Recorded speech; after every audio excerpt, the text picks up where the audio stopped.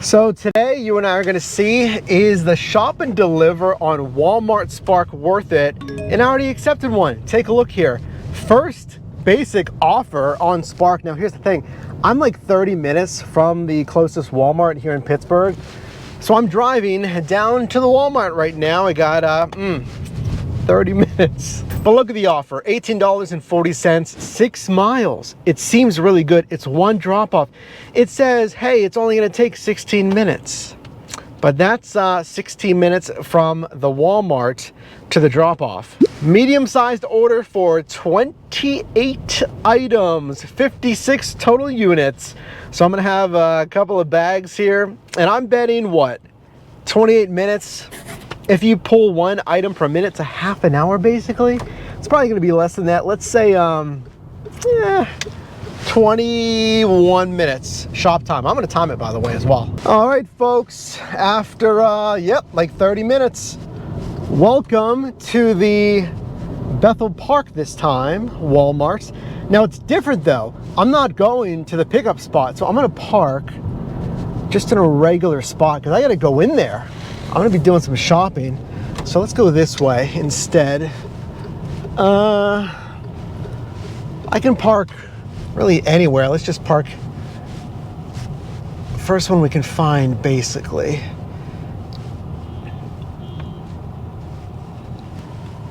All right. Yeah, because normally I would go to the pickup spot and then just park there, but nope, I got to shop for 20 some items. Here we go. Just out here is fine, doesn't really matter. All right, sweet. So I'm gonna start the timer. How long do you think it's gonna take? 28 items, right? So let's see. I'm gonna swipe on confirm arrival on the Spark app, yes. And here we go, getting everything set up. All right, I'm gonna start the timer. Put your guesses down below. All done shopping. Let's see how you guess down below in the comment section. And also my general estimate, what did I say, 30 minutes? You know, a minute per item. So firstly, let me take you through the shopping process. I'm gonna show you what I did and talk about any snags while I was pulling all the items. So number one, when you're navigating your shop, Walmart is going to lay it out in an order that they really recommend based on just the layout of the store. You don't wanna go, you know, over here, across the store, then zigzag back and forth. It's gonna waste a ton of time. So I would trust the order that they give you. Number two, look at where the item is. You don't have to guess and say, I think toilet paper is in this row. I think soda's in this aisle. They'll tell you, hey, it's in this aisle, in this like module or section, in this whatever, subsection, whatever they call it. So look here, here's the second place you wanna look. First, obviously you look at the aisle. Sweet, aisle number 27. Go down aisle 27 and then look up here. Here's the next whatever module that they call it. You want to look here, and then once you find that section, find the specific module. I don't know what they call it. Okay, I'll put it on screen. Find that specific section, and that's where the item should be. And that actually came in handy because I didn't think I was in the right area, but using that, it was actually right in front of me and I wasn't noticing it. Number two is substitutions. Let's take a look at substitutions here. So for this item, it wasn't available. I didn't know what to get. You're just gonna simply mark, you can't find this item.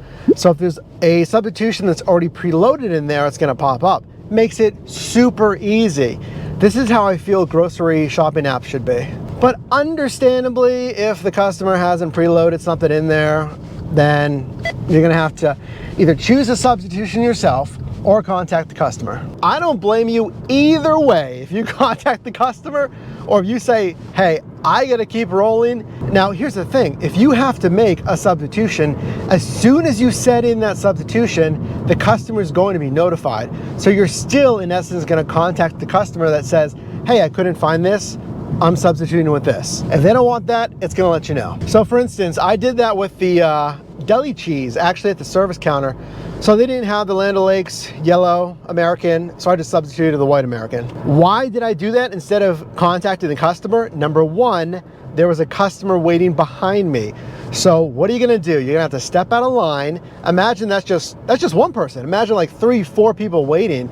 Contact the customer, it takes time. What do I want? Number two, obviously it's just gonna take more time. Now there's a chance they could get back to you and say like, I don't want the white American, so you're gonna have to, what, go back to the service counter, switch it out. So let's take a look here in real time, how fast I'm pulling items. So, and we'll tie that into the overall shop time here.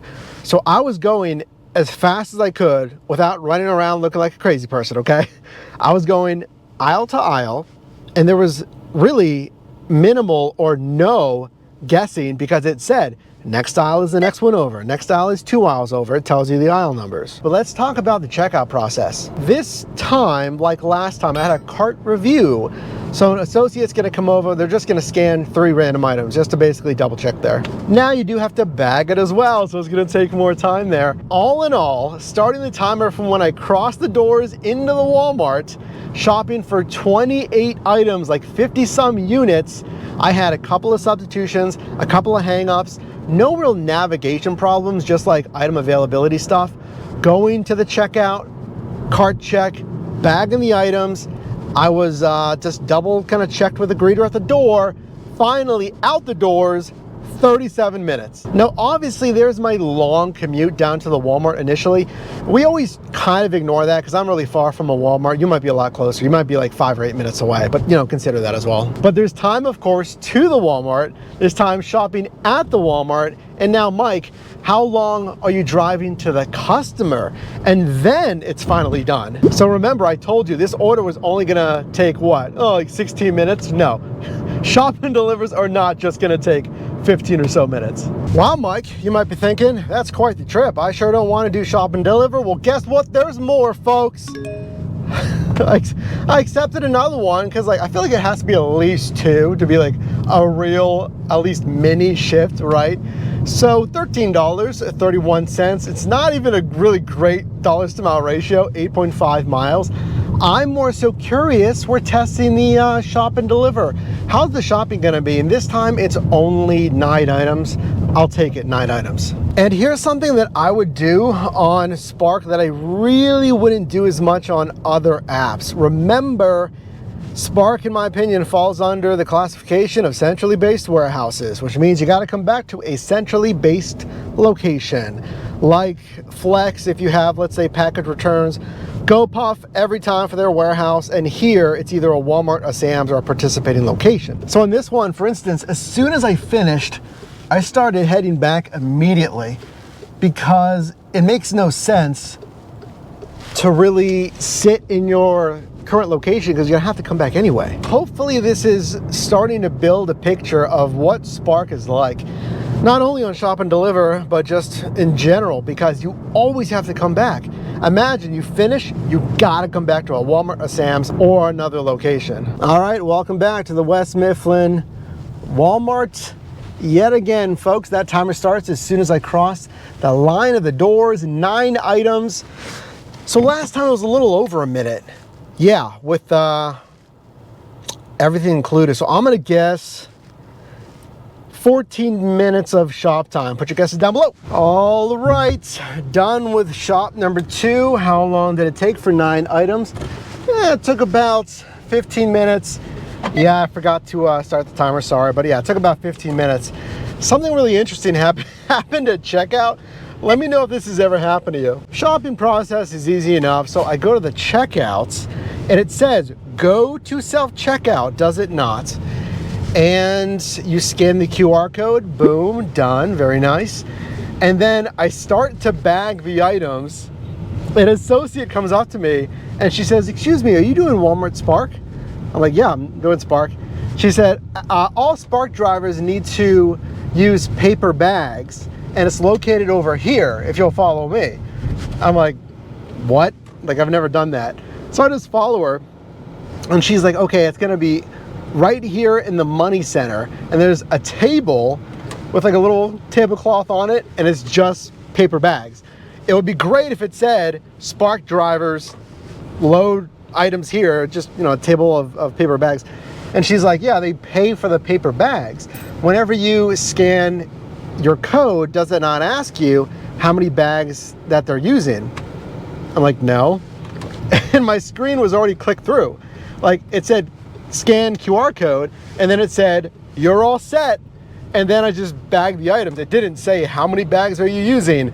Make sure to use the paper bags. I even told her, I'm like, I did an order here 40 minutes ago. It didn't ask me then. And she wasn't rude, but she's kind of like, hey guys, is this your first rodeo or what? Like, I've done Spark before.